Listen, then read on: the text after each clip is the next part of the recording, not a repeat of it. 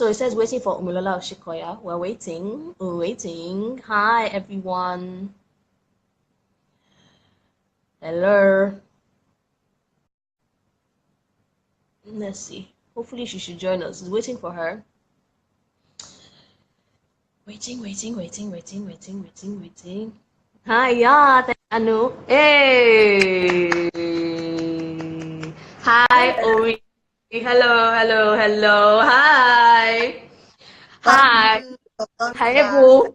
Hi, Ebu. Yes, so Omi is reporting all the way from Paris. Please say one or two things to us in French. Oh, that's so cool. You want to save all the French for tomorrow? Bonsoir. Hello, yeah, that one. Good night unto you too. Happy good evening. Yeah. Good evening. Omilola Oshikoya. Love it. And I'll be speaking to you today. Well done. Okay, so quick testimony before I hand over to Omi. Now, how did Omi and I meet? Now ça va bien, merci. Et vous? Yeah, that's all my French classes, in a nutshell. So I met Omi in 2016. But please don't be annoyed, in Jesus' name, the connection will smoothing out. Yeah, but Abi, you're on Wi-Fi, Abi Omi. Hotel Yes, Wi-Fi, maybe. So hopefully, it evens out. You guys just say a word of prayer for Omi's Wi-Fi, let it receive anointing of the abroad and just settle, But if you read my book, I talk about finding your Elizabeths, right? And honestly, when I had my retreat with God, he told me to go. He gave me names of two people to speak to. One of them was Omi, the other was Taf Eladurutoye, and I did not know any of them, In fact, maybe Omi was a little bit within reach because we had like mutual friends, but I did not know any of them. And so I obeyed, and I really did not know what I was going to say to her. All I do, in fact, that day she have looked at me like I was a weirdo. Because I just sat in front of her and I said, God said I should come and talk to you, So I told her my story. But she ended up being my Elizabeth because 6 months before, probably, because this was about June. You spent the whole day. You spent the whole day with me. Even attended a 50th birthday. It's true. I ate the person's rice. I didn't even know who the person was, but the rice was nice. Yeah. I was pregnant. I was like 5 months or 6 months, 5 months pregnant at the time or something like that. So I spent the whole day with her. We ended up talking, and then she ended up encouraging me because she had just done her first Do It Her Faith conference in December of the previous year. So she was able to share with me her testimony, which encouraged me, and she ended up being my encouragement partner for the process. So it's good to obey God. It's good to hear from God, but above all, it's even better to obey Him, as crazy as it may look. So I'm going to get out of your face now, and I'm going to let Omi share all the goodness that she has to share about hearing from God. Okay, so first of all, say hello to Alice. So Alice is from Ghana. Hi, Alice. Hello. Good to see you. On Instagram. So Alice is my host while I'm in Paris. Amazing Alice. So okay, let's say a quick prayer. In Jesus' name. Amen. In name we pray. Heavenly Father, thank you. Thank you for this opportunity. Just listening to Esther talk about how we first met and just seeing what you've done through us, what you've done, the amazing things you've done is just so I don't even know what word to use. I'm just in awe. Thank you for using us. Thank you for counting us worthy. Thank you for involving us in what you're doing. Like Alice said today when we're talking about the prayer, about that, may that Lord, whatever you're doing in this season, don't count me, don't do without me. Father, thank you that even in this season you have called us to join you at work. Father, I pray, Holy Spirit, that you just take complete control over me. I'm not the one talking. I pray that you just speak through me. I wouldn't say anything more or less than what you want. Lord, it's been such a hectic day. I knew maybe I should have sat at home and prepared, but I didn't. So I just ask that you, for grace and mercy, that you just speak to me and let it just be you talking, nothing prepared. Have your way, Father Lord. Those that need encouragement, those that need inspiration, those that need healing, those that need to feel like, okay, you know, you still love them even though they heard you, but they were not obedient. Those that need courage, whatever it is that anyone needs today, meet them at their point of need. I pray that this words that will be spoken will be seeds in the heart, and it will bear bountiful harvest. And I thank you for Esther. I thank you that she's yielded to you and that she's being obedient. Even this platform, hearing from you, because I know that is the secret, that is the number one thing. So I pray, Father, that you bless her, you reward her, you continue to expand her and her family, protect her. In Jesus' name, I please protect my family too. Amen. Amen. Amen. Amen. Amen. Amen. Okay, so hearing from God. I wish I had some like great analogy or some serious Bible verses to share with you, or something prepared. I really don't. It's been a hectic couple of days, and so I will just speak from the heart and let the Holy Spirit flow. So please, if you have any questions, feel free to ask. We'll try and let it be as interactive as possible. And Esther, if you have any questions for me as well, please. Okay. So hearing from God.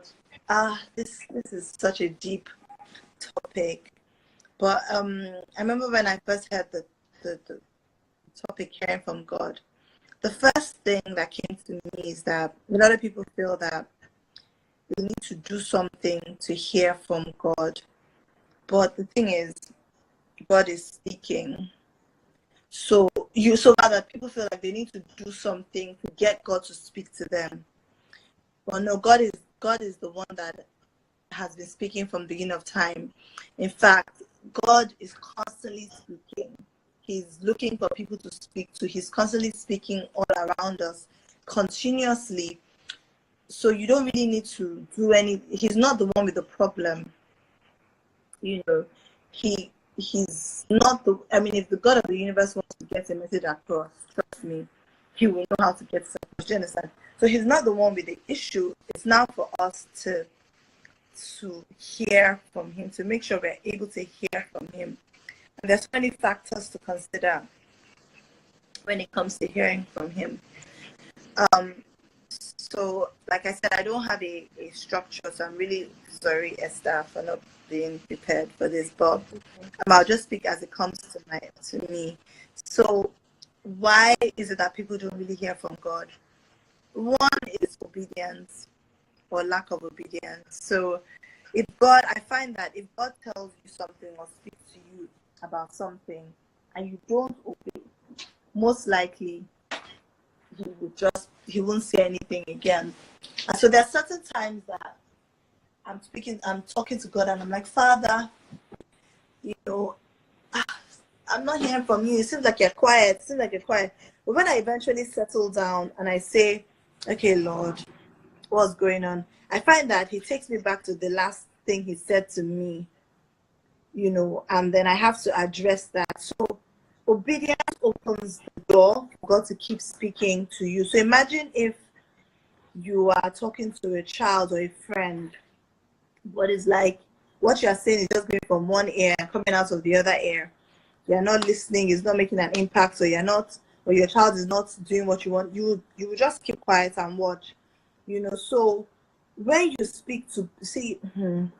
when you obey God, when God tells you something, especially when he speaks to you to do something, when you do it, it opens the door. It makes him so happy. It makes him, because obedience is really the evidence that you really love him. Because you cannot say you love him, and I think there's even a Bible verse that says that you cannot say if you do not obey my commandments, you cannot say you love me if you don't obey my commandments. You're a liar or something like that. So it's when you obey him that it's evidence that you love him. And then he begins to share more.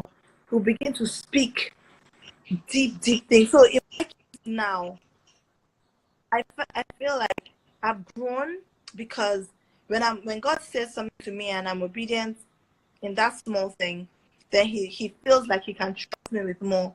Then he says more, then he says more, then he says more. Now it's not even a case of it's God speaking, it's more of, okay, Father, please chill. Because some of these things you're telling me are very scary. Some of the things I don't want to hear. Some of the things are like, hey God, this obedience journey, it's like it's stretching, So now it's just like an avalanche of him just constantly speaking and speaking. But it started from that initial thing he's told you. Now, obedience is hard, obedience is hard. I remember when I was called to preach on obedience, and God said to me that my people don't have an obedience problem. They have a hearing problem, and so he gave me the analogy of the sheep. And I think it's John chapter 10 that talks about my sheep know my voice, and it talks about how it says the stranger's voice they do not hear. So what happens is, like, shepherds that keep sheep. So in the evening, they usually keep their sheep in, like, you go and keep their sheep with a watchman. So imagine I have sheep, Esther has sheep, Alice has sheep, Lara has sheep. And what happens is, so at night, we will all go and give a watchman. So imagine the watchman is called Imisi. So we'll all take our sheep and we'll go and give Imisi the sheep to keep for the night. Now, Imisi will keep them, the watchman will keep them in a pen. But there's nothing to differentiate Esther's sheep from my sheep, from Alice's sheep, from Lara's sheep. There's nothing to differentiate. So it's not like they have different commandments. Okay, Lara's sheep is here, Esther's sheep is here. No, all of them are in the same place. Now, what happens is, in the morning, each shepherd will come. So the first shepherd will come and stand at the door. Then the watchman will open the door. And then he will call his sheep. And his sheep will respond to him and him alone. They will not respond to anybody else. If Esther comes and calls sheep, Lara's sheep will not respond.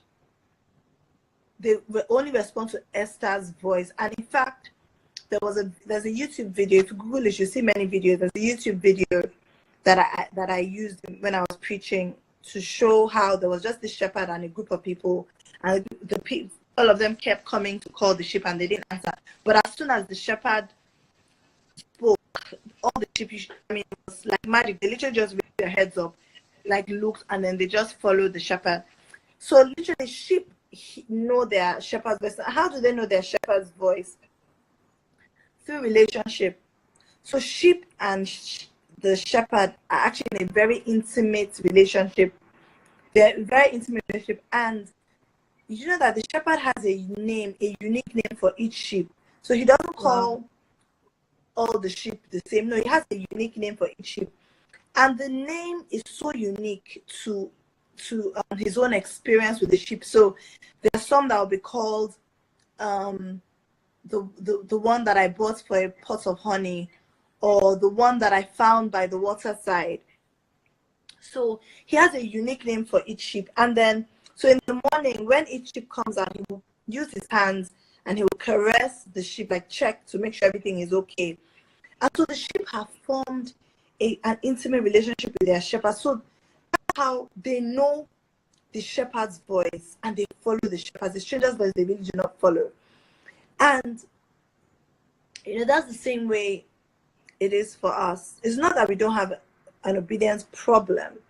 Oftentimes, when God tells us to do something, the first thing we say, is it God? Like, I remember when God told me to use maybe TBS or Eco Hotel for the venues. I remember I was like, is it God or is it am I just thinking it's maybe my flesh? But I found that once I know that it is God, oftentimes I would respond. Because imagine now, you're watching this now, and imagine the God of the universe says to you, so assuming, let me say who's on this, so there's a Carol's mom on this chat now, or Alero. So imagine Alero has a car, and you feel in your heart, and you only have one car, and that one car is you and your husband, you use that car. And you use it for school, you use it to go to work, you use it for everything.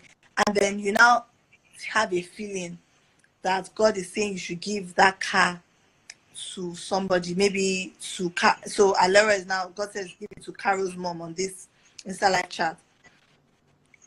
Most likely you will say, get it behind me, Satan. That's not God. But if God came down from heaven, if he left his throne, okay, Alice is getting bye, darling. Yes. Okay, fantastic. All right, see you tomorrow. Bye. So if God comes down from his throne and he then speaks to, so she sees him and he says, Alero, I want you to give your car to Carol's mom. Most likely, Alero will do it because she's seen the God of the universe. So there's not going to be those thoughts in her mind, or even maybe her husband or somebody say, are you sure it's God? That can't be God. So oftentimes, the question is, we don't know if it's God that is speaking when God speaks. We don't know, is it God, is it not God? And we begin to question. But how do you know? Is when you have that intimate one-on-one relationship with him. And that relationship comes over time. Now, Esther, if Esther phones me, I will know Esther. If she phones, she doesn't even have to say her name. I don't even have to say her name on my phone. I know Esther's voice. So I will know it's Esther immediately. But if Anu Adela phones me, I don't know. I've never spoken to Anu on the phone. So I will most likely not know Anu. But I will get to know Anu's voice as I spend more time with Anu. And that time is intimate time. So that Esther and I, we've had intimate time together. There are times we talk for hours. There are times we pray. There are times, so many things. So we've gotten to know each other. And so that is what God wants from you. He wants an intimate relationship with you, a deep koinonia. Because you see, God speaks in different ways. There are times that God will speak to me. I'm just sitting down and he will just speak. So I've not actually heard an internal audible voice. So I just hear a voice inside me, my spirit. Sometimes it ought to just drop. Sometimes it may be when I'm reading a book or my Bible, or it may be an Instagram post like from Jolene Whittaker. It could be a word of prophecy from somebody. Like God speaks. It could be dreams. I find that nowadays God is speaking to me a lot in my dreams, and I wondered why, because I was like, God, is it that I'm not listening a lot again? Perhaps there's a lot of distraction. There's a lot of noise now. And also, I kind of found that what was happening was sometimes when I'm doing my quiet time, I'll fall asleep. So in the same, God knew that I needed to rest. So I felt like he would put me to sleep, and I would sleep, and then he would then begin to give me revelation in my dream. And I also then realized that sometimes it's my faith level, because sometimes I will believe something that I see in my dream than what I feel like God is saying to me, because then I'm still on that journey with God where I still question certain things, and not just question. We also have an enemy, the adversary, who will always try and put things, try and question things. So the thing is, there's no shortcut to this thing. The only secret is getting to spend time with God, getting to know him like you know your friend, like you know your fiance, like you know your spouse. And okay, so let me just finish this and then I'll answer. And the only way you can get to know him is by meeting him in the secret place. So you can get to know God in church. You can get to know God by listening to this kind of, Insta live chats. You can get to know God by reading devotionals, Dressmayer devotionals. You can get to know God different ways, fellowships, but the way you can really get to know him intimately is through that intimate one-on-one. I mean, there's so many verses in the Bible that talk about finding him in the secret place. That's where he dwells, in the secret place. And that's what made Jesus stand out, because he always went back to the secret place. What was the difference between Elijah and Jesus? Elijah was depressed. Jesus too faced challenging situations. So, for instance, Jesus didn't want to, he told God, please, if it's possible, take this cup from me. So it wasn't a very easy thing for him to go to the cross. Elijah too had a time when he just wanted to die when Jezebel chased him. But what was the difference? Jesus kept going back all the time into the secret place. He kept staying and meeting God. So every now and then you see that Jesus would just leave. He would say, okay, disciples, go on the boat. Then he would go to the mountain and he'd be by himself with the Father. And even with Elijah, it was when he now, then the wind, then the earth, but it was in the still small voice. Then God now ministered to him. So you need to meet him in the secret place. And it's that secret place that God will begin. You wonder, why is God using Esther to do this kind of big conferences? So many things, water walking, broken, God in real life, how to hear from God. Why is he using Esther? God, I'm here. Use me. Why you Omilola? But God, speak to me. The thing is, most of the time, because we take out that time to spend with the secret place, sometimes we may even have, there are times where I'll go off social media for a month. I would just go off for a month and I would just shut down social media so I can hear more from him. Social media for me feeds my flesh. So it's actually more effective for me to fast off social media than to fast off food for me. And I find that I hear from God. I'm feeding my spirit and I'm spending more time with him. But as not just those long periods of time, it's also important to do it on a daily basis. So every day, it's hard, it's a struggle. But every day, take time. When everybody is asleep, either in the morning, which is more effective, or even at night, whatever works for you. Or if you're a breastfeeding mom and you can't really structure your time, Heather Lindsay, I know, even though it's just breastfeeding mom, if you're a mom with small kids, Heather Lindsay will say her own secret place time starts around 9 a.m. in the morning. I remember when I used to beat myself up for not being able to wake up at 4 at some point when things were getting so busy. But there's no rule. As long as God sees your heart, you're really making a sacrifice. Take out that time when there's no noise. Just even in the times that we about just speaking in tongues and just praying, Father, I want this. My blessing is coming from the heavens, and there's a place for those things. Don't get me wrong, there's a place for that, but you also need to quiet your spirit so you can also hear from him. So it's not a monologue. God wants to talk, and like I said, he wants to even talk to you more than you want to talk to him. So just take out time and just say, okay, just be quiet so you can hear. Or sometimes what I do is I say, Father, what's on your heart? What do you want to talk about today? At the level I'm at now, it's kind of scary for me to ask those kind of things because I feel like whenever I do, God give me some heavy stuff that by bing.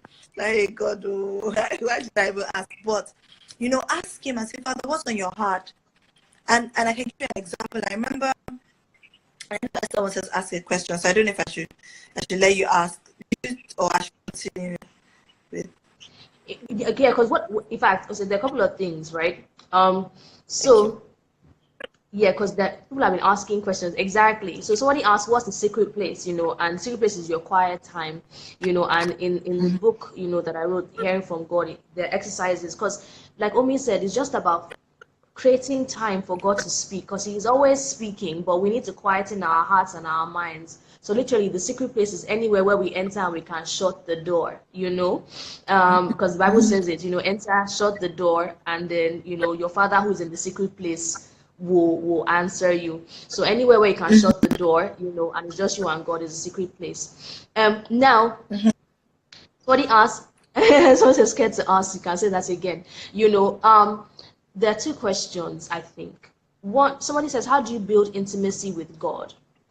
Second question I want to ask, because I know you and I know that you have all these amazing testimonies of hearing from God.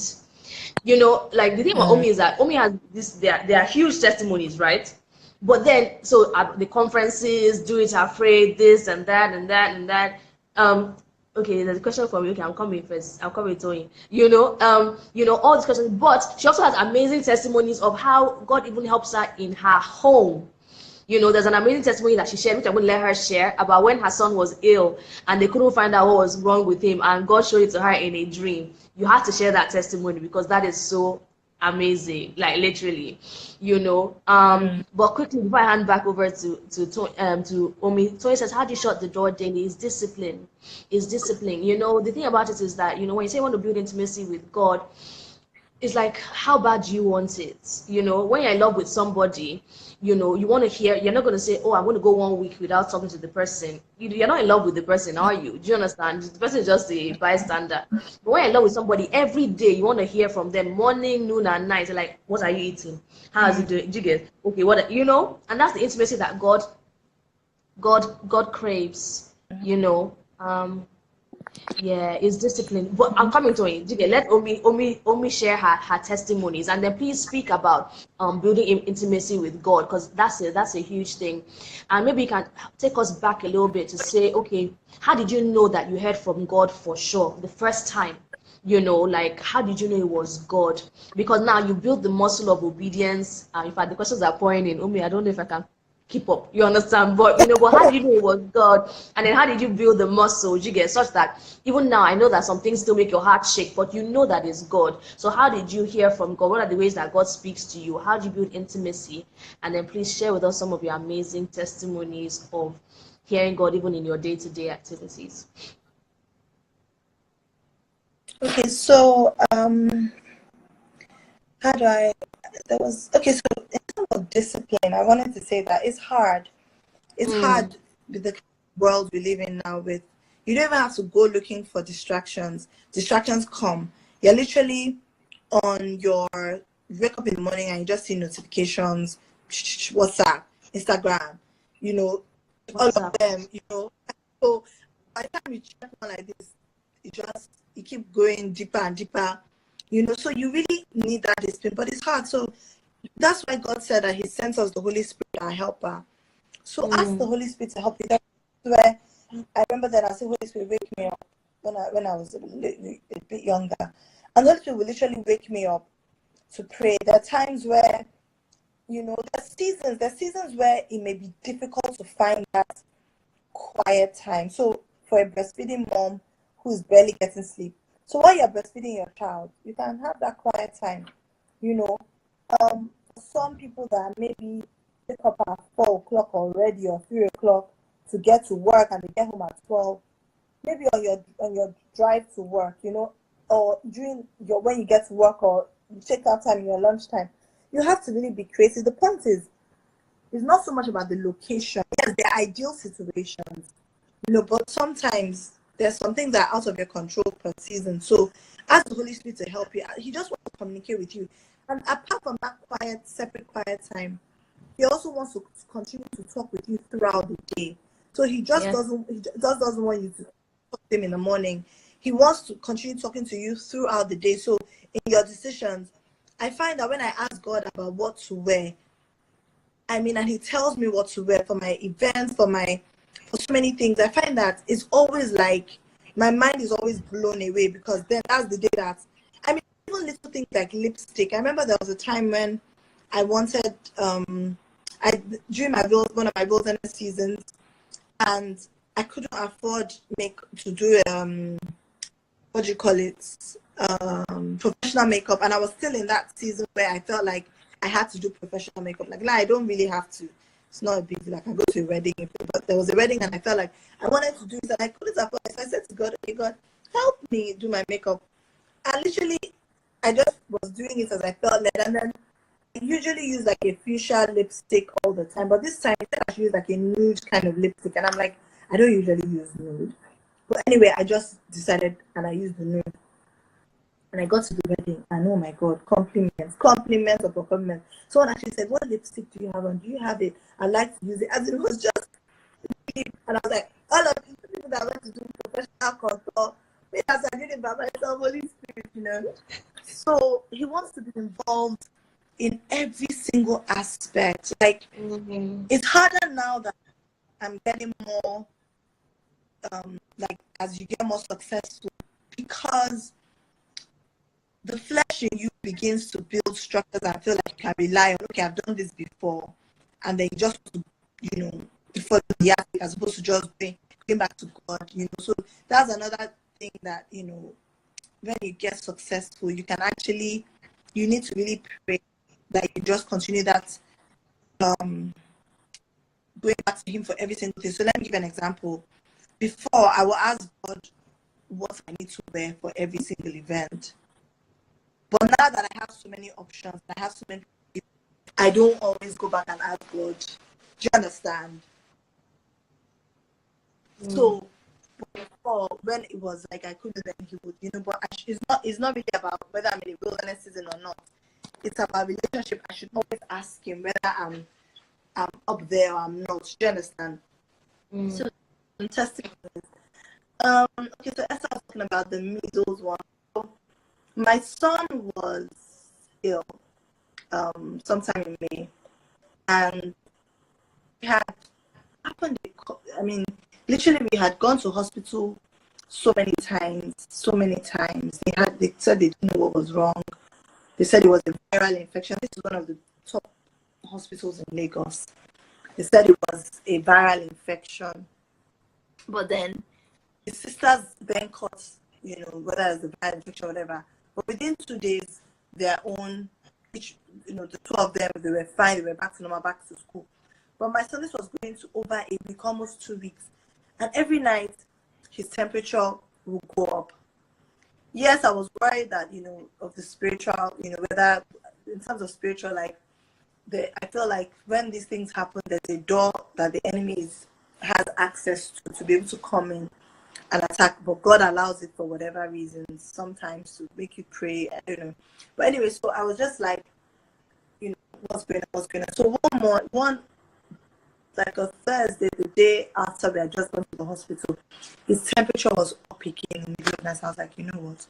No, this is not happening. So I just got up and I just started praying and I started speaking in tongues. And when you know even this is going, you're just praying, casting, binding, and everything. And so I'm there praying instantly to just say, Father, what is really going on? As of what is wrong with this boy. And literally, after I finished expressing all my energy, I felt like, what, I had prayed.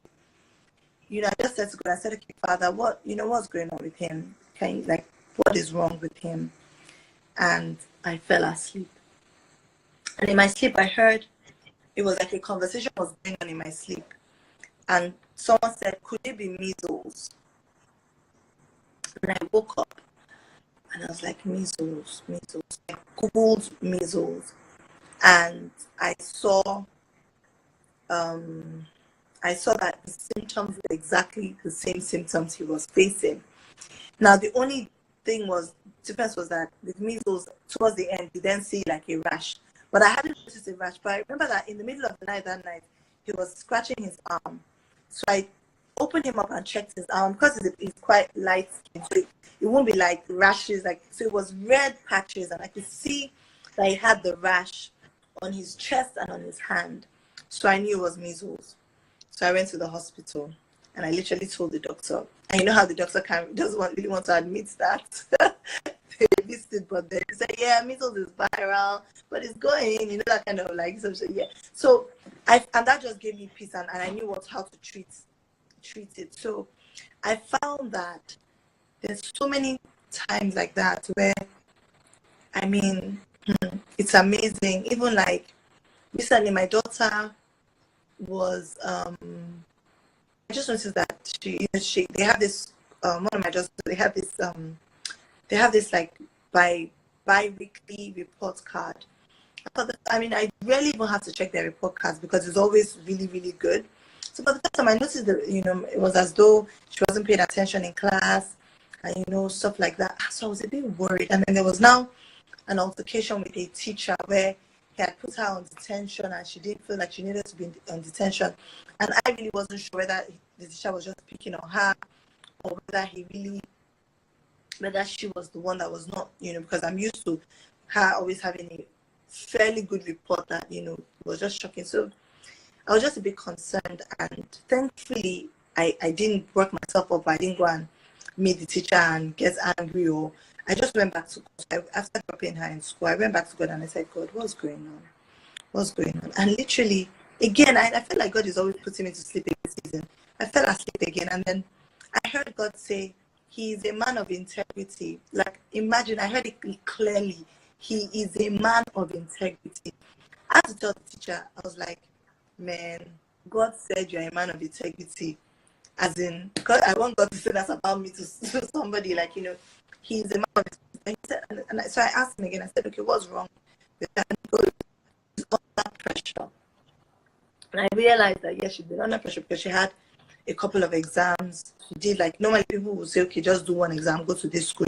She's going to secondary school, but I had made her do like 5 different exams, and she was doing all these exams. So she was under pressure, and so God diagnosed that. So, that, like, I feel like if only we just sit down and spend time with Him, there's so much. Wow. I mean, I tell you, my dreams are so vivid, so accurate. Like, God is speaking clearly. There's so much. You won't even have to, unless you are worried, you won't even have to go to hospital. God can diagnose it. So you can literally go to the hospital and say, and that's not the first time. There was another time that there was something wrong with me, and God had been speaking to me about it, and I was just ignoring it. And then He goes, okay, Omi. And then I go, okay, Father, what is it about my health you want to talk about? And then I literally sleep and I see a body part, and I don't know what body part that is. And then I wake up and I'm like, okay, let me go and Google this.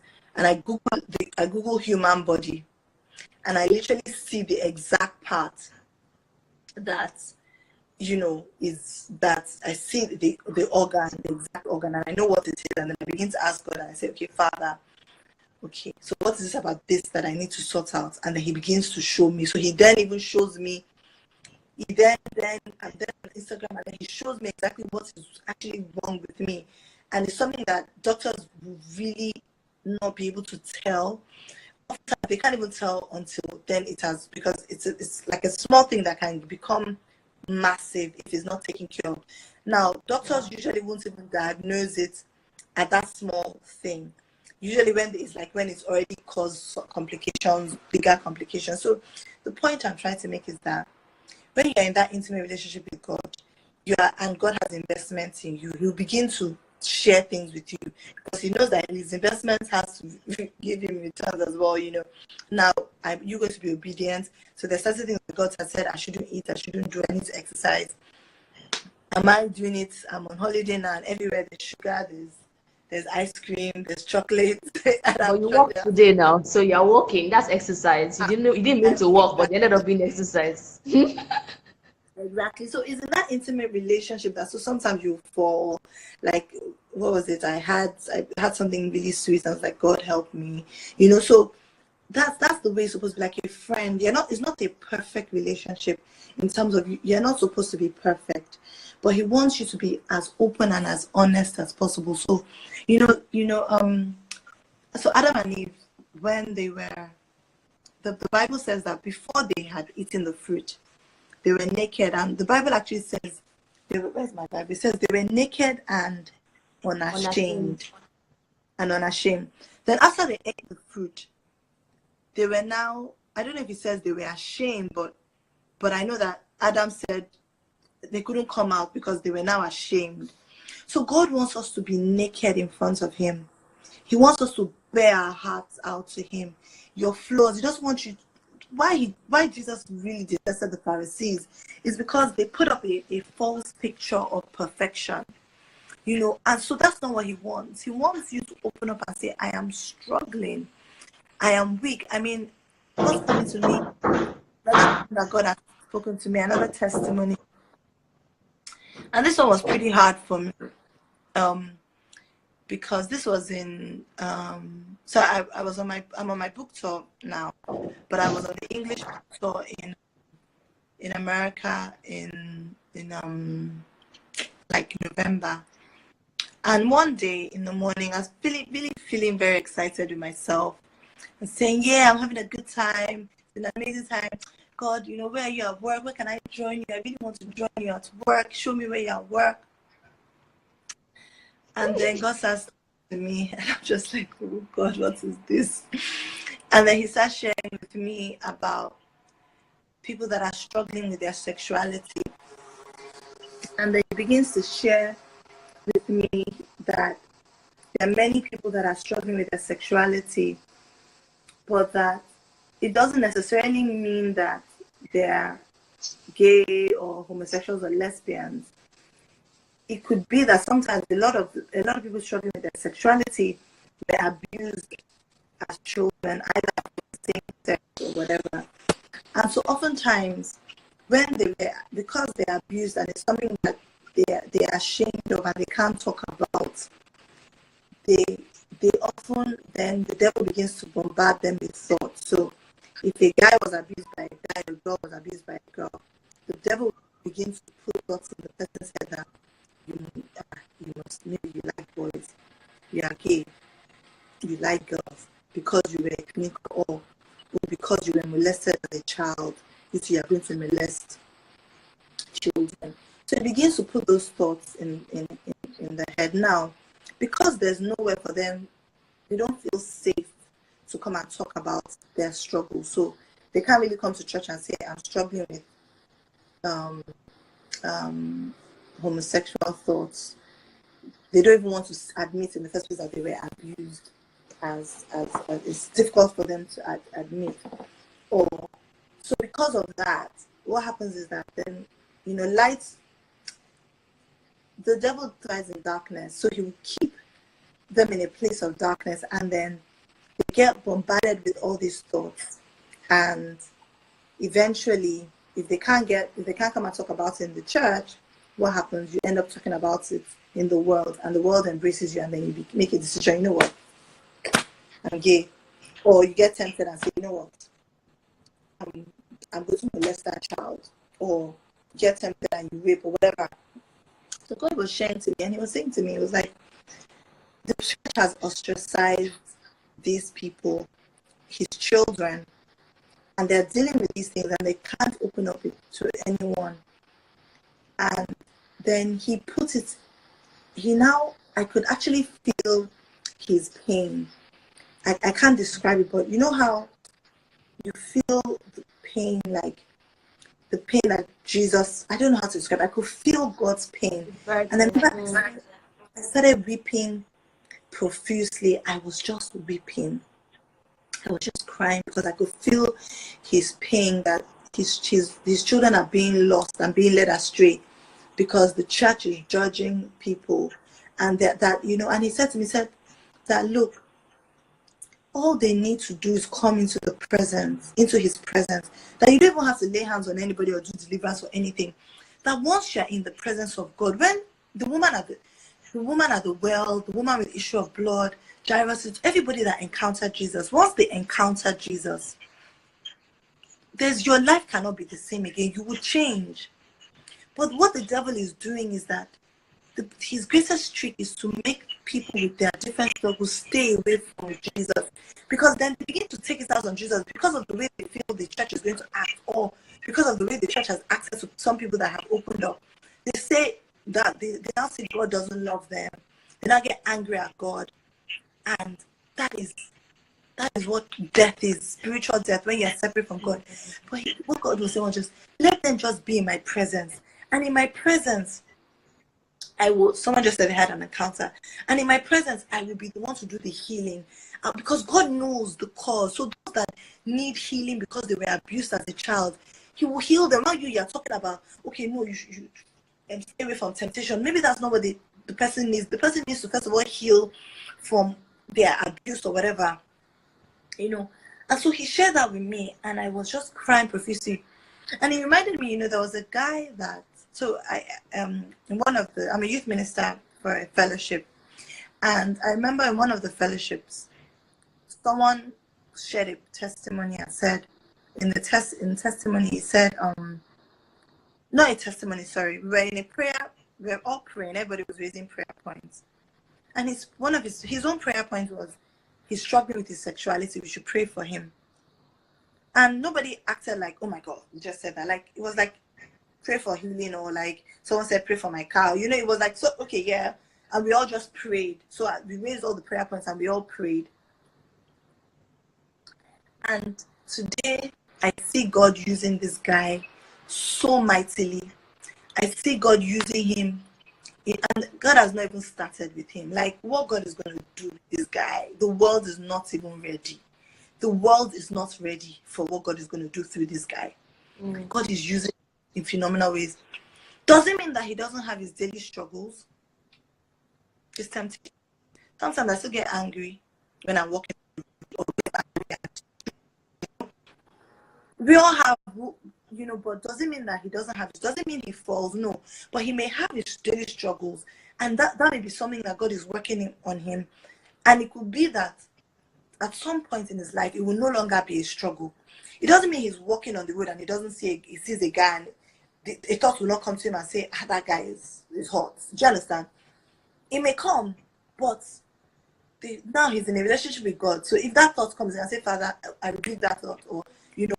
But if he wasn't in a relationship with God, before you know it, he will just keep going in that spiral. And so the point is, because he's in the presence of God, he's working out his salvation. Right. And God he's and I believe he will get to that point where it will not be an issue. But the thing is, imagine if when he shared and said to us that we should pray for his sexuality, imagine if he said, and we made him move away from the church. God wouldn't use this guy mightily. What you said is so true. What you said is so true, because today I was thinking about it, that as human beings, our words are very powerful, because we have a choice. People open up to us. We have a choice to either make or mar them with the words that we speak, or even the things that we speak in random conversations. Are our words building? Because I had a conversation with somebody earlier, and somebody had said a careless word, and then when the devil wanted to attack, it was that careless word that came back, and was now amplified. So this is not, the focus of our conversation today, but please, let's be very mindful of the words that we speak. Let's be used by God, as we're speaking, and not by the enemy. We have about 5 minutes, so I'm gonna ask you to. I mean, there are like a whole bunch of questions, so I'm sure your inbox is going to be lit after this, but there are 2 things I wanted to bring out. One of the prime examples, that you can point to in Omi's life, from hearing from God, is the book Richer Woman. If you haven't read the book, I don't know, you are sleeping. You need to read the book. It's the book itself is a testimony of obedience. Hearing from God and obeying. And God has used that book to bring salvation and healing to a lot of homes. Secondly, on this topic of hearing from God, it was birthed from a project that God made me work on. So I wrote a little book on hearing, did God really say, hearing from God? And it comes with like practical action points. So it's not just even about telling you how to hear from God, but it's saying, okay, when you've read this, now go and do. So go and spend time with God. Go and ask him if you are not sure if he has spoken to you, then ask him to confirm his word. So you can find the book on Okada Books and I think Smash Words. And Richer One is also on Okada Books. I saw it was their book of the month, I think a couple of weeks ago. And she's currently on tour. That's also obedience. Like, I could talk to, in fact, Omi and I could quite talk for days on hearing from God. But even more so is obedience, because hearing from God is one thing, but obeying, oh my Lord God, like, you guys only see the end result. You come for the conference, you don't understand when we are crying on the phone and say, oh Jesus, come through, help us, jigger, like, it's so crazy, but it's so worth it. It's so worth it. There's greatness inside everybody, and I hope you've heard from Omi that everybody can hear from God. Like, everybody can hear from God. Everybody. It's not anybody's purview. Everybody can hear from God. So Omi, what do you want to say just to round up, on this session on hearing from God? If there's only one thing that you've heard me say today, is that, and if there's only one thing that you take, is that, God wants an intimate relationship with you.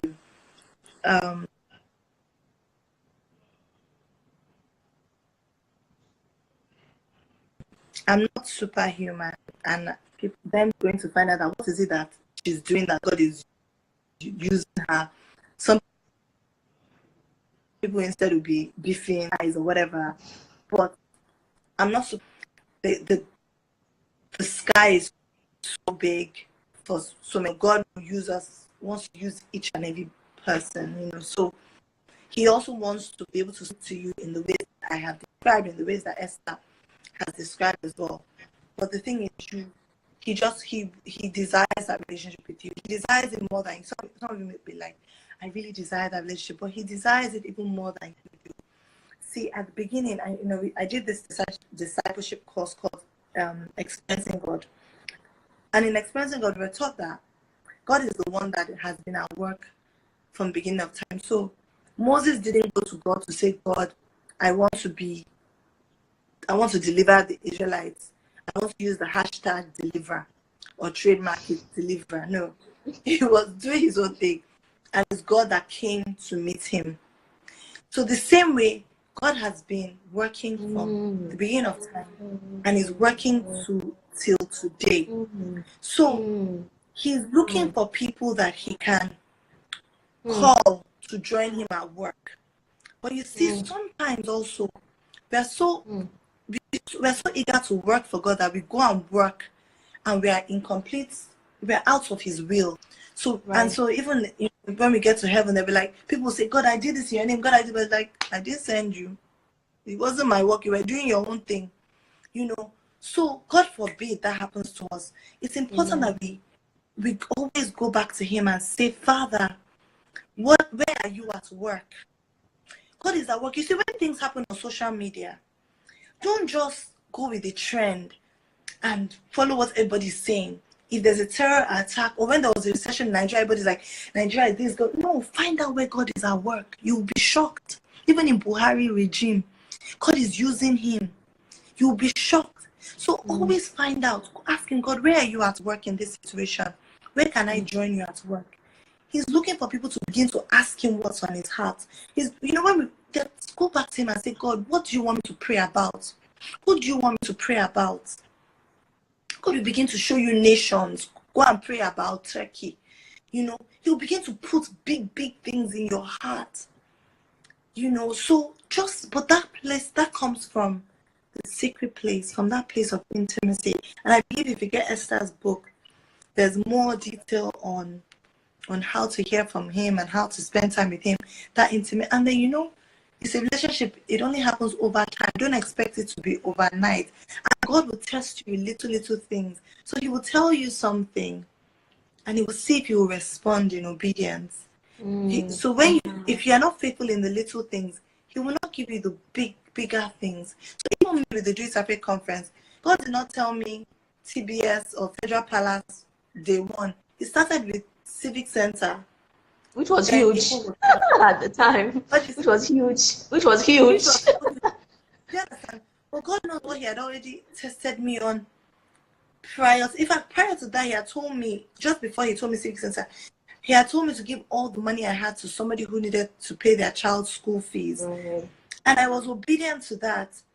And how do I know that it's connected? Because after the conference, I got a word of prophecy from somebody saying, my obedience touched God's heart. And he began to say so many things. And one of the things he said is that there's a girl's school fees you paid. Wow. And God says, and God says your children will enjoy. And then he prophesied. Wow. And this is nobody paid that girl's school fees except for my husband. Wow. Do you understand? And this is someone that at this time I didn't even know him. Like now I know him because now he's always, saying things. But at that time I didn't know him. So the thing is those little things. What is the little thing that God has asked you to do? And you're not alone. So sometimes you may think that God is hard, but he's there to help. Hi everyone. So because this thing was rude and cut us off in mid-conversation, I begged Omi she can come back for another 15 minutes. The only problem though is that my battery is like 15% and my battery takes ages to charge. Hey Omi. Okay, so I'm gonna put it charger. So that, because the worst thing that will happen now is for this phone to go off. And that's why I was kind of wanting to stay within the hour, because my phone is having issues. with charging, but I'll go and look for, hey Bo, hi. Yeah, so I said my battery is like 15%, so I don't want it to die, but it cut us off in mid conversation, which was kind of rude. So yeah, let's round up. And then people said they have questions. I don't know what's gonna happen. Maybe you're gonna have to come back. Uh, uh, but okay, why don't we take like two questions, right? Two questions really quick. I remember from the previous session, somebody said, how do you deal with doubts, and how do you deal with feeling that you are like God is not speaking? I feel like we're kind of touched on that, saying how do you deal with feeling like God is not talking to you the way He used to talk to you? And I think you said it, which is go back to the last instruction, isn't it? You know, but Yeah. dealing with how have you dealt with doubts, you know, on your journey in hearing God. So, Bianchi, let me go and look for charger. I'll be right back. Okay, so how have I dealt with doubts on my journey? Oh, man. You see, in this journey, when we have an adversary, which is, the devil, and his own is to sow seeds of doubt. So when God speaks to you, He will begin to sow seeds of, He would question you. Rather, He will sow things in your mind. Did you really hear from God? I mean, I'm trying to think of an example. I mean, it happens all the time. So many all the time. Like when God tells me to do something, or when God speaks to me about something, all the time it's standard that doubts will come.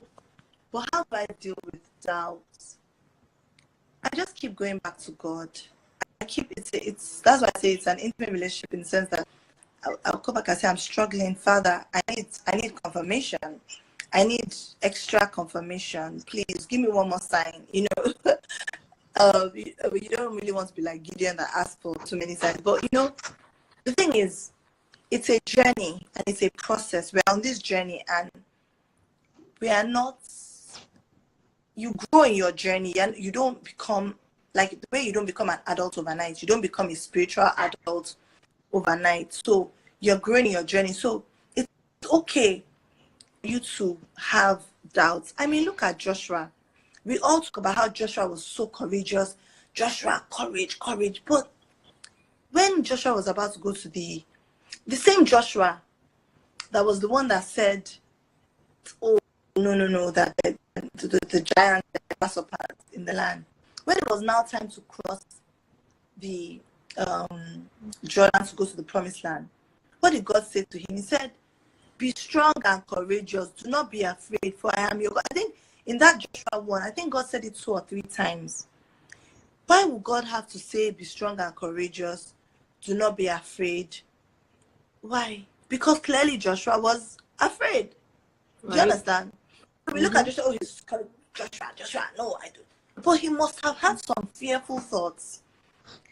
But, which is why God spoke to him. So, your flesh, we are spirit, man. We're first of all spirit, and we're also flesh. Now, the point is we're supposed to feed your spirit, so your spirit overtakes your flesh, and you're supposed to die to your flesh. Now, we're in a body that is flesh. So whenever God tells you to do something, it's God-sized. And so it would always be bigger than you. So often your flesh will feel it and be shaky. But then God, the way I believe that when God said to me, when He was speaking to Joshua about be strong and courageous, that He was speaking to Joshua's spirit man. So God will begin to speak to your spirit man, and your spirit man is what will be courageous, or what will be able to go ahead despite what your flesh is saying, which the whole do it afraid thing. So some people will say to me, they're like, Omi, you did do it afraid 1, you did 2, 3, 4 plus the workshop. That by now it should be a breeze, you should not be afraid. But you see, the assignments get bigger. Journey grows. If the first time I did it in 2015 that I used Civic Center, if God told me to use Civic Center again, it's a no-brainer now. It'll be easy. But the assignments get bigger, conditions change. So certain things that God did the first and second time that he didn't were not available the fourth time, because he wants to see, would you really trust me? Would you go ahead? Do you understand? So I wonder when people say, I'm like, okay, when people say, you to go and do now, you to go and try it. And when you try it, they come and tell me that you don't have fears, you know. But the thing is, the fears will always be there. Jesus faced it when he was going to the cross. But the thing is, are you going to let those fears stop you? Oh, despite it, you will do. Your thing is, the only thing is that you must do the will of God. You must do the will of God regardless of how you feel. And so that's when you now ask God to help you. You now ask the Spirit of God to help. Doubt, when the doubts come, say, please, Lord, help me. I'm struggling. Give me a sign. I remember the last week's faith conference. That was a shaky one for me, because normally what makes me do all these things and what gives me the courage to go and do all these things is once I know that God has said. So once I know that God has said, regardless of how I go, and that's what keeps. So every time a big storm comes or a challenge comes, I know that God has said. So that's what will keep me going. But this time, that's one thing the enemy tried to attack, my identity and my relationship. So I began to question, did God say? Did God say, oh Lord, have I done my own? Have I used my own flesh? This is what other people are saying. Did God say? But then I remember one particular day I was really struggling. I said to God, I said, God, give me a sign. Let me know that you are with me in this. And I was on my way to my children's school when I said this. A few minutes later, I got to my kids' school. And a parent came to me and said, Omi, I've been trying to look for you. I was like, okay. She's like, did you watch CNN? I'm like, no. She's like, CNN, they just showed now that there was a world record breaking rainbow. Now the theme for my Jewish Faith conference was the promise of a rainbow. Now, rainbows usually last only 1 hour or less than an hour, but there was a world record breaking rainbow in Taiwan that day that lasted 9 hours. In fact, the last one that was recorded in the Guinness Book of Records, the last world record breaking rainbow was 2 years before, 23 years ago, and that was only for 6 hours. Now, God sent a record breaking rainbow that lasted 9 hours, that he was with me. Some people may not understand, but because of my relationship with God and the way God speaks to me, I knew that was a sign from God that he was with me. What were the chances that I just asked him to give me a sign, and then I walk into school and I see this parent that starts telling me, I wasn't watching CNN, I was on my way to pick my kids from school, and this parent says this thing to me, and I went home and I was blown away, and it gave me courage and it gave me encouragement for the next to keep going. So whenever those doubts come, go back to God, go back and ask him, give me a sign. He will send somebody. He will give you an encouragement. He will send you help. Like I was saying before, he wants you to win. He needs you to win. He wants you to win. He's your greatest cheerleader, so he will do everything. Yeah. He wants you to win. So he will do every and anything to make sure you win. So just keep going back to him, and he loves it, because it's not so much about me doing the conference or me doing this huge project. His number one thing, which is the reason why Jesus really came, was about relationship. So in that place where I go back and I say, God, I'm struggling, the relationship is being formed. So at the end of the years, I've done a big conference, tick mark. But what is really happening in God's eyes is that we have grown deeper in our relationship. We are more intimate. I know him in a deep. You understand? I trust him. You trust him. So our relationship is stronger. That's what happens. Excellent. Mr. Oshikoya has been typing commentary. He says that his battery is about to die, but he's been giving us some nuggets here in the comment section. Thank you, sir. Thank you. I hope you guys can see I'm sitting on the floor on a bit for this battery not to die, but very so cool. Excellent. Now, the I think this is going to be the last question. If you're not really, if people don't mind, please, we can talk about this. In fact, don't worry, we'll be here again next week. I think I have another guest for you guys next week. So it's going to be exciting. And then maybe we can beg Omi, maybe she'll come back. Who knows? But the next question, or the last question, is how do you quieten your mind to hear from God? How do you quiet? So even when you talking is my sign that is speaking to me, but staying for him.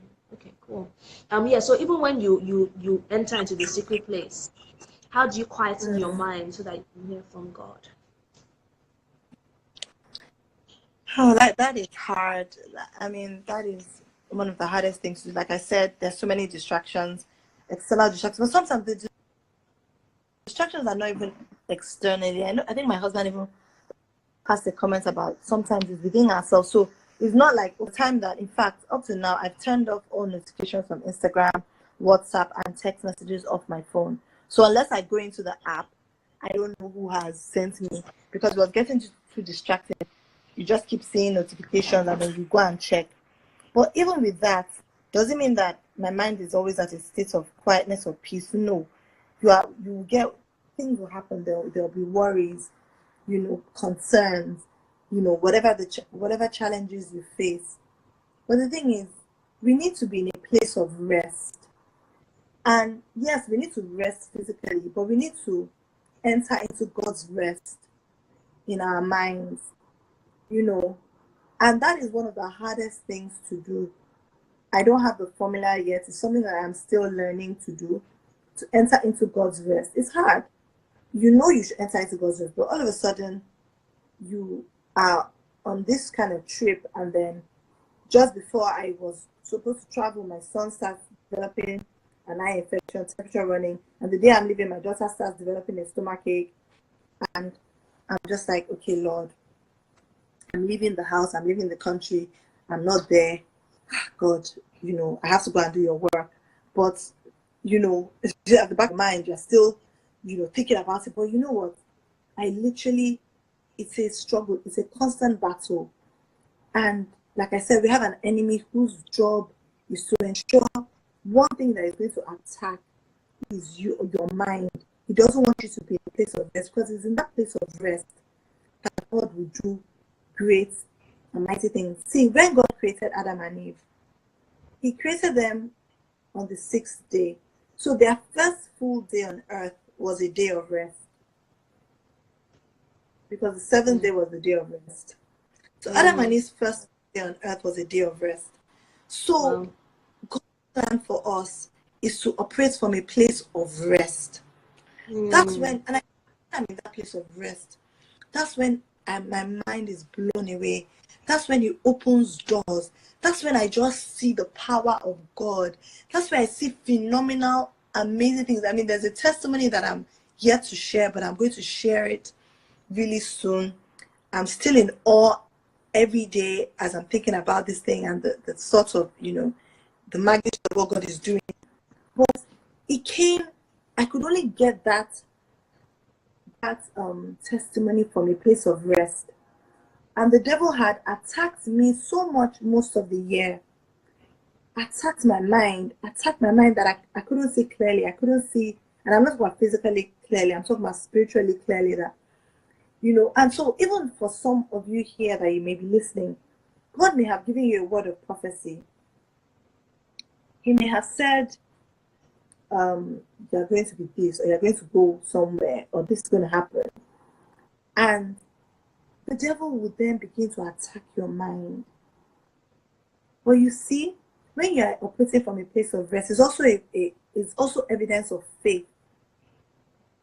So if you are not in a place of rest, it's like unbelief. And what you don't believe cannot really come to pass. So even if God has said he's going to do something in your life, if you don't believe, his faith is the currency. You know how money is earth's currency. Faith is heavenly currency.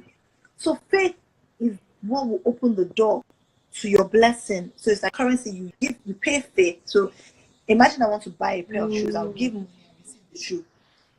So in heavenly currency, I'll give faith, and then the thing will come.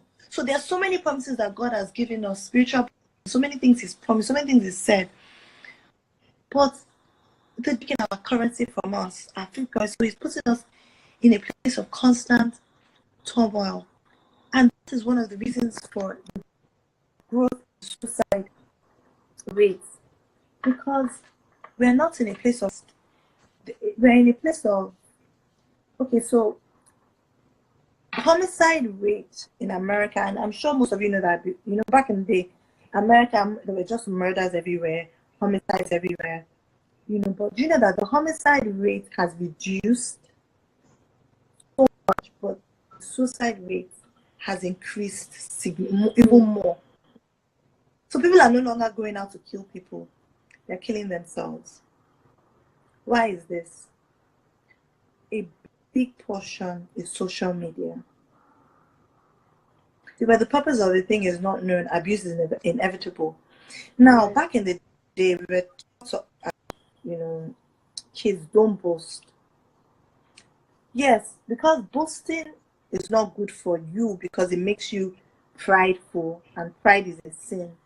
But also, when you boast, you make someone else feel sad. So, growing up before social media, unless someone in your circle of influence boasted or showed off, or you were not really, you couldn't really compare yourself with others apart from those in your immediate circle. So maybe you're in school and then you just look at your friends in school that are doing really well. They're traveling to London, you're not traveling. You know, it's still sort of restricted to, you know, and then before you know it, you're with your cousins and your family, you get over it. But with social media, we're no longer comparing ourselves with our circle of influence. We're not comparing ourselves with people all over the world. People that we will never meet, people that we know, all sorts of things. So we're constantly feeding ourselves. Kim Kardashian is doing this. Omilola is in France now. Before you know it, you start looking down at yourself. You start looking down at yourself. You start feeling sad. But Omilola did not post when she was running helter-skelter from hospital to hospital, trying to sort out her children, or she hasn't shared her battle with her mind that lasted most of the year. But in a few weeks, she will share her testimony. But some people may only see the testimony. They may not see when she shares the part about how for most of the year her mind has not been at rest. Do you understand? And is it only her? God, her, why her, hair? You know, inside myself. But look at my life. Everybody has a challenge. Everybody has a struggle. Everybody is going through one challenge or the other. Everybody has times where they can't pray. They can't breathe. Even those that are the gym Christians that you see that are prophesying. Everybody is waiting on God for something or the other. Do you understand? But despite what you're waiting on God for, you're still pushing through, you know, and still letting God use you. There are times when you need to shut down on your own. And even for us that people see on the front line, we have our own ways of dealing with our own mental battles or battlefields, you know, attacks on our mind. We have our groups where, I remember there was a season not too long ago. I couldn't pray. I was just fighting with God. And I just didn't want to speak to him. I was just like, you know what, Lord, let me bless everybody. But it's like you've forgotten me. You know, that kind of thing. I'm sure it's rare for you to hear that because you look at my life and think that everything is perfect, you know. But I remember that at that point, God just started sending people to me. One day, a friend of mine just sent a message from America and just said, you know, Omi, I was doing my quiet time. I was praying. She wasn't even praying about me. She was just praying on her own. And God, this was Adiola, and God gave her a word for me. I spoke to her about me and said I should listen to this song. And when I listened to the song, it spoke exactly to what I was dealing with. Another person, DDK, just sent me a message. Omi, you know, I don't know. God, man, I would just be trying to pray, but God will be talking to me about you. And he says, this is this. Another person, Muriel. There was one time Esther said, you know, God spoke to her about me being in his heart. Like, Omotayo, like, God will just be sending. And so at one point I was even rolling my eyes like, okay, Lord, you're toasting me, Abby. Yeah, God is trying to toast me, but you're not answering my question, you know, that kind of thing. But that is so, but that was encouragement for me. So every time I would get a message from someone like that, I'm like, okay, God loves me. Okay, He hasn't forgotten me. Okay, it's not that I've done anything wrong. You know, it's just that I'm in a season of testing, I'm in a season of growth. And He said, you know, growth will cause you pain, but it's not a pain of punishment.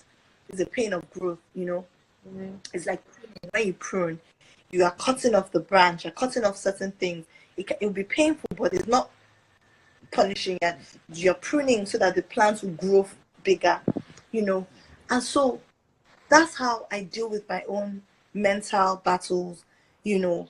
So there are days you feel that I don't want to do anything but relationship with God. He encourages you. He encourages you. There are times that I don't even know, people are just praying for me. I probably don't know that they're praying for me. There are times that people will make me pray for people, and I don't know that I should pray for you, but I'm praying for them. So the thing is, be in that relationship with God. Be in a place where He can help you with your doubts, with whatever lies into your mind on your purpose journey. Okay, I think I'm talking. Okay, Esther, go ahead. Oh, no. Is you know, the devil likes to try this on Insta Live because we have inverters. So when they change from gen to light, it should be seamless. But always on Insta Live, the thing must go off. But we're used to this nonsense by now. It doesn't affect us. Yeah. So thanks, Omi. This has been encouraging, and I like the realness which you have shared, because I feel like sometimes a lot of people, they look, you know, and they say, oh well, yeah, it's easy for them to say, oh, they hear from God, you know, they're special, they have this relationship with God, you know, of course God will talk to them, this that, but no, God talks to everybody, and we have our fights with God, we have our moments as well, but we never lose the relationship. Do you know what I mean? Like, He's always there. So even when we don't want to talk to Him, He's like, I'm still here. I still love you. You're still my daughter. Do you know what I mean? You know, and He desires to have that relationship with every single one of us. It's been an amazing, encouraging time. Thank you, Omi, Can for I say, making sorry, time. somebody just said, Yes, I know. sorry, Yeah, go on, tell us. someone said social media is a tool of distraction by the enemy. No, the enemy didn't create social media. God created social media. Social media is one of the greatest inventions of our time. And there's nothing that comes. The devil is not a creator. He cannot create anything. He's just, everything he does is counterfeit. So God created social media. But like I said, there's this quote that I love that says, where the purpose of a thing is not known, abuse is inevitable. So if you don't know the purpose of social media, if you don't know the purpose of money, you abuse money. If you don't know the purpose of social media, if you don't know the purpose of your spouse or marriage, you abuse marriage. Like, I almost abused my marriage when I did not know the purpose of marriage. But thank God for His grace and His faithfulness that I now understand the purpose of marriage. So with social media, there is a purpose. God is doing this in chat now. This is not social media. Many of us have been encouraged by that. If not for social media, we will have to be having a hall somewhere, and there are people all over the world that will not be able to come, you know. So social media has made the world so much smaller. I can tell you, my book, how has it been read in Australia? It's through social media. How is it that I'm able to come to France and have it's through social media. So social media is amazing. There are people that are also making serious money from social media. There are people that are impacting lives from social media. But again, you have to know. So ask yourself, what is your own purpose? So there are times that I want to abuse my social media. Thank God for stories, Insta stories now. So before, all the pictures I would have posted on my page, I just put on stories. I know that one would disappear. I'm sure God's looking at me like, yeah, is this the purpose for it? You know, but we're still on our journey. But before, I remember I was posting random things, and you know, I'm still in my like posting the showing of the home, you know. So the thing is, what are you there for? Now there are times where, like I said, everything in moderation. You have to know when it becomes a distraction even to your family. I know that's when my husband and my children be like, if only I could take mommy's phone. Well, it's work. I'm always on it, but I keep setting goals for myself that by 4 o'clock when I pick my kids when I'm at home with my kids, I won't be on my phone again until when they go to bed, and then after I'll spend like an hour with my husband, then I will be on my phone. All those things, it doesn't always work. But there's sometimes, like I said, I go away, I'll go off for like 6 weeks or 4 weeks, and I will just go off. So God will say, "Oh, me, take a break from social media and shut down." Because you know what?